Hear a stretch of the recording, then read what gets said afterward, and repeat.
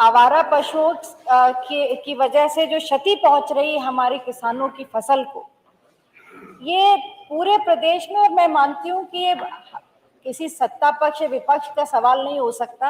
ये ज्यादातर हमारे जो सदस्य हैं ये भी कृषि बैकग्राउंड से ही आते हैं। किसानों की जो लागत है पिछले वर्षों में वो बढ़ गई, चाहे वो खाद की कीमत हो, बिजली की हो, डीजल की हो, बीज की हो, सारी कीमतें बढ़ी, जिसका सीधा असर किसान की लागत पे पड़ा। और अंत में जब किसान अपनी बुआई कर लेता है तो उसके सामने जो सबसे बड़ा लक्ष्य है वो अपने फसल को बचाने का है। जो आंकड़े सामने है कि लगभग पिछले 5 वर्षों में 17% वृद्धि हुई है आवारा पशुओं की। 11,15,000 के आंकड़े जो सरकार ने खुद उनकी वेबसाइट पे है। जब हम लोग क्षेत्र में जाते हैं, हम कितनी भी विकास की बात कर लें, किसान एक ही सवाल पूछता है कि हम अपनी फसल को कैसे बचाएं। दिन भर वो किसान फसल की तैयारी करता है, सिंचाई करता है, बुआई करता है, रुपाई करता है, और रात भर उसके परिवार के सदस्य, चाहे वो बुजुर्ग हो, महिला हो, बच्चे हो, उनके पास एक ही काम है कि वो लाठी लेकर के पूरे रात अपने फसल की सुरक्षा में जुटे रहते हैं।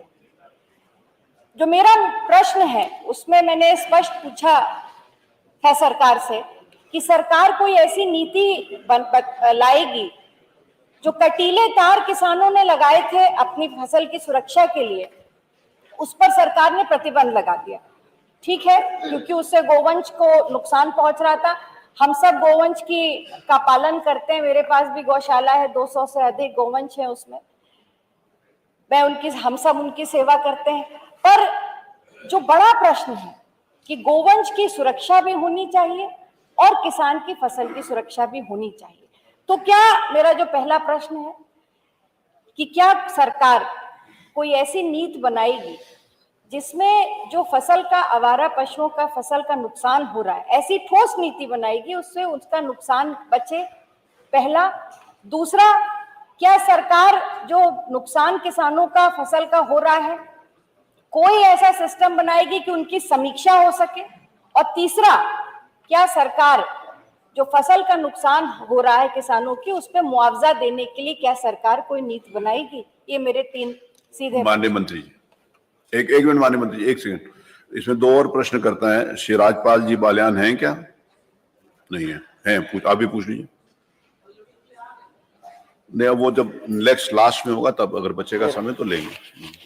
आप लीजिए। आपका कोई प्रश्न है बाल्यान जी? पूछ लीजिए, आप भी पूछ लीजिए, स्वामी जी पूछ लें, फिर तीनों का उत्तर एक साथ है। वही प्रश्न है तो उत्तर आ जाएगा कि कांटेदार तार पर रोक लगा दी, तारों पर रोक लगा दी, हम उससे सहमत हैं कि गोवंश घायल ना हो, लेकिन किसान का जो नुकसान होता है उसके किसान की भरपाई के लिए सरकार ने कोई योजना बनाई या बनाने की आगे योजना है? ये मेरा प्रश्न। स्वामी ओमेश जी, 3 माननीय सदस्यों का प्रश्न था ना, इसीलिए। धन्यवाद अध्यक्ष महोदय। मैं आपका ध्यान किसान की फसल जो बर्बाद हो रही है पशुओं के द्वारा उधर दिलाना चाहता हूँ। किसान बहुत महंगा बीज लेकर के, महंगा खाद लेकर के जो है अपनी फसल को बोता है, और फिर वो जो है उसकी सुरक्षा के लिए दिन में भी वहीं पर रहता है, रात को जाता है। किसान अपनी फसल को बचाने के लिए कटीले तारों का इस्तेमाल करता है। सरकार ने उस पर प्रतिबंधित कर दिया है। मैं पशुधन मंत्री जी से पूछना चाहता हूं कि जब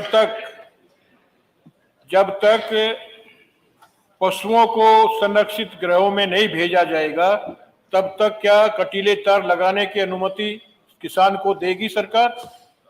दूसरा प्रश्न, रात को जब किसान अपनी फसल को बचाने के लिए सारी रात जागता है और कई बार जो है सांड जो है किसान को मार देता है, बुरी तरह से मार देता है और वो खत्म हो जाता है, क्या सरकार उसका मुआवजा देने पर विचार करेगी? मैं पूछना चाहता हूँ माननीय पशुधन मंत्री। माननीय मंत्री जी।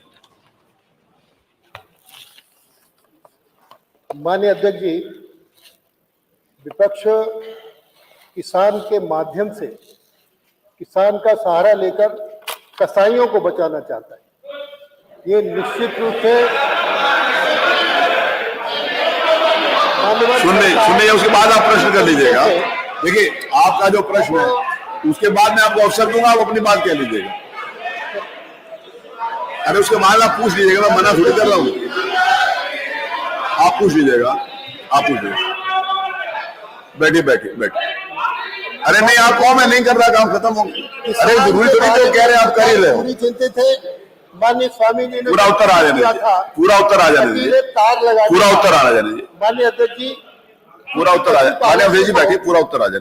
आपके लिए नहीं कहा उन्होंने, ऐसे आपके लिए थोड़ी कहा, वो तो उनके लिए कहा, आपके जो लिए। जहरीले होते, आरीदार तार होते, बैठिए, उनसे गाय का सीना कट जाता है और गाय तड़प मरती है। इसके बाद आप खड़े हो जाएगा। मंत्री जी बोल रहे हैं, आप बैठ जाओ। मंत्री जी बोलने के बाद आप खड़े हो जाएगा। बैठिए प्लीज। अवधेश जी आपको अवसर देंगे।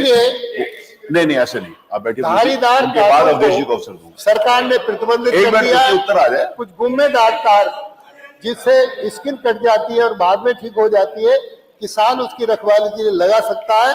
धारीदार तार हम लगाने को प्रतिबंध कर दिया है, क्योंकि वो जहरीले होते हैं, गाय की छाती कटती है, फिर सड़ती है, फिर तड़प तड़प के मरती है। इसलिए सरकार ने इसको प्रतिबंधित कर दिया है। गुम्मेदार तार किसान लगा सकता है। मान्यवर सरकार चिंतित है।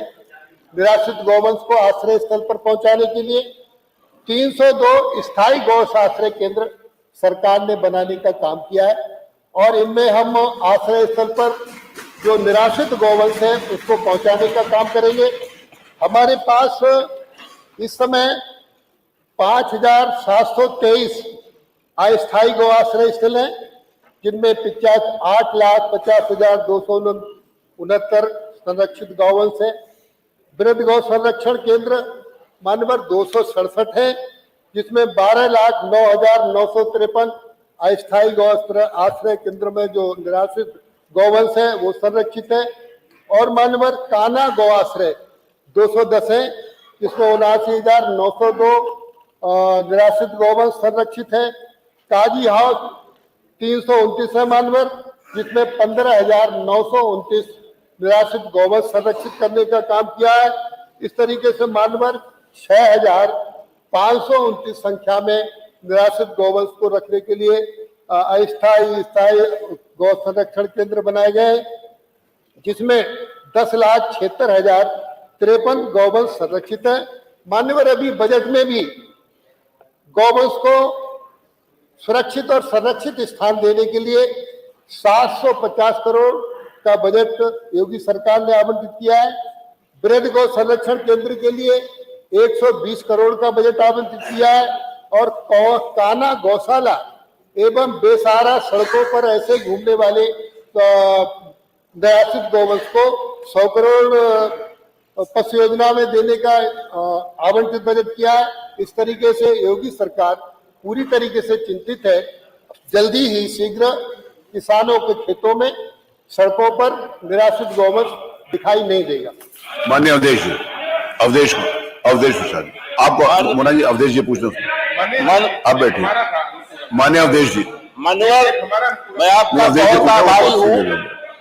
नहीं आपका